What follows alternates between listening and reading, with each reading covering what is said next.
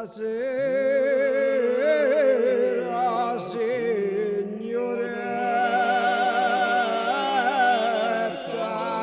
Salminot a riscontrarvi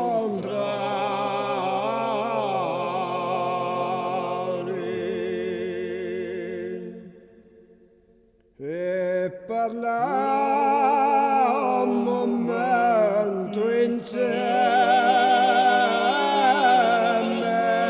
e qualcosa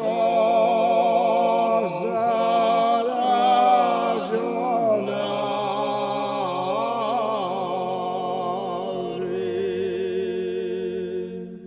Non mi chiamate signora, che mi sento nemmeno.